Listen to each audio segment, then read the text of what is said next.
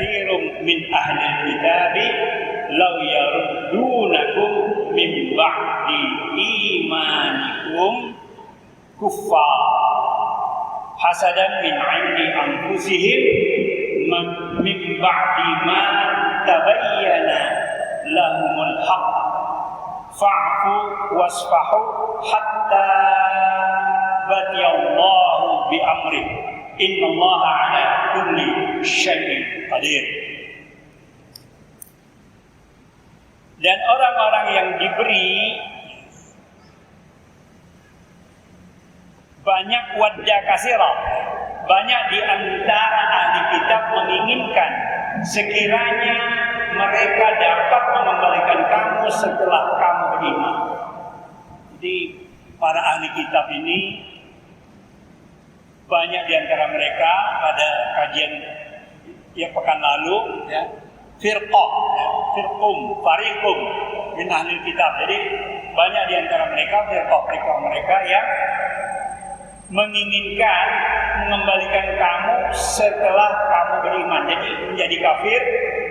menjadi kafir kembali karena rasa dengki dalam diri mereka setelah kebenaran jelas bagi mereka. Jadi ketika kebenaran sudah jelas bagi mereka, mereka dengki dengan orang yang mendapatkan kebenaran. Jadi jemaah yang insyaallah kita mendapatkan ampunan dan pertolongan dari Allah SWT. Jadi orang-orang itu mereka dengki kalau kita mendapatkan kebenaran. Lalu mereka ingin mengajak kita kembali untuk pada kekafiran. Karena rasa dengki dalam diri mereka setelah kebenaran jelas bagi mereka, maka maafkanlah dan berlapang dadalah sampai Allah memberikan perintahnya. Jadi kalau ada gangguan, kalau ada godaan dari para ahli kitab, maka kita berdamai saja. Tidak usah diajak bertentangan. Kalau kita ada ilmunya, baru kita ada tanya jawab, ya, berbantah-bantahan. Baru kita bisa bantah. Tapi kalau kita tidak ada ilmunya, diam saja, tenang saja. Dakwah mereka biarlah mereka berdakwah, akan Allah katakan maka maafkanlah.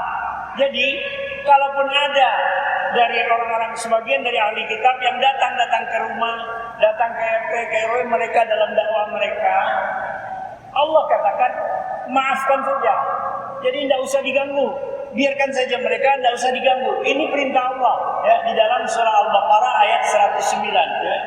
Fa'fu anhum, maka maafkanlah mereka dan berlapang dadalah. Nah, jadi tidak usah sempit hati kalau ada dakwah dari para ahli kitab sampai ke rumah kita, mungkin kepada anak kita ataupun kepada diri kita sendiri, kita tidak usah marah. Kita hargai bahwa mereka sudah berdakwah dan kita juga berdakwah, sama-sama berdakwah. Hanya kadang-kadang bedanya dakwah mereka itu disertai dengan pemberian-pemberian.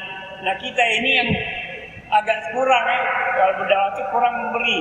Nah dakwah itu ada bil lisan, bil tulisan, ya.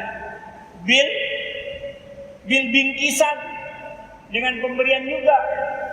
Nah, jemaah insyaallah kita mendapatkan ampunan dan pertolongan dari Allah SWT. Berlapang dadalah sampai Allah memberikan perintahnya.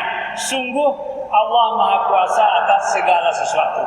Ayat ini menunjukkan bahwa siapapun beribadah, siapapun berdakwah, menurut keyakinan mereka itu kita maafkan saja. Kita berlapang dada. Kita pun akan berdakwah begitu ke tempat lain.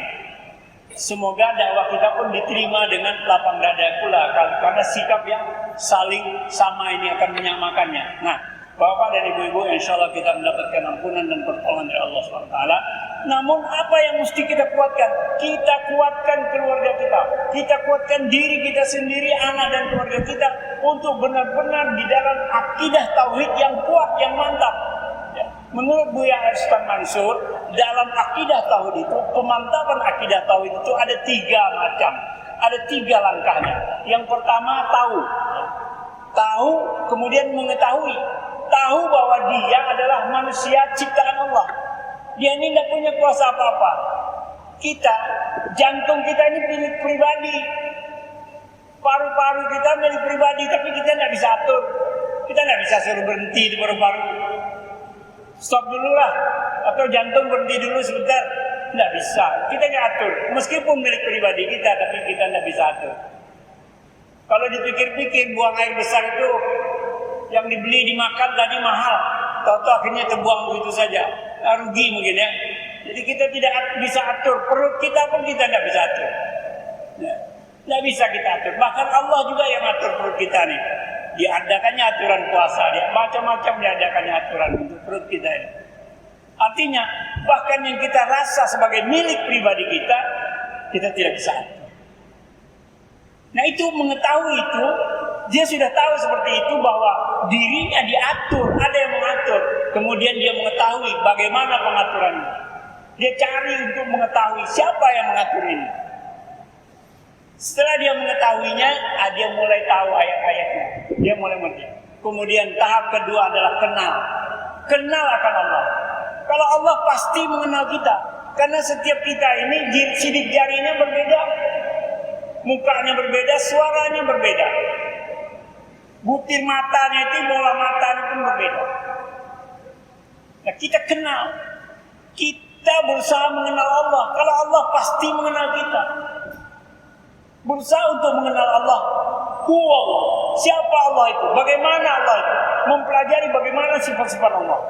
Sehingga timbul di dalam diri kita pengetahuan yang benar-benar tadi yang sudah mengetahui kemudian mengenal Allah dengan sesungguhnya, insya Allah orang ini tidak akan bisa terganggu lagi, tidak akan bisa berubah, tidak. Kemudian yang ketiga adalah tahap insaf. Setelah mengenal Allah sedemikian rupa, insaflah dirinya bahwa sungguh sebagai manusia, sebagai makhluk kita tidak punya apa-apa. Kita hanya punya kesempatan yang diberi oleh Allah, kesempatan untuk menyembah Allah, kesempatan untuk bertakwa, kesempatan untuk beriman, untuk memperbaiki diri di hadapan Allah. Hanya itulah yang kita. Keinsafan ini sangat penting. Inilah yang akan membawa manusia menuju kepada takwanya Allah. Karena dia mengerti betul, dia paham betul, dia mengetahui, dia mengenal Allah, mengetahui Allah, kemudian dia insaf kepada Allah. Insya Allah orang ini tidak akan pernah berpaling. Meskipun mendapat dakwah bagaimanapun, tekanan bahkan intimidasi dan lain-lain sebagainya, insya Allah keluarga ini akan tetap istiqamah menjadi hamba Allah yang bertakwa. Demikian, semoga kita ada manfaatnya bagi diri saya dan kita semua.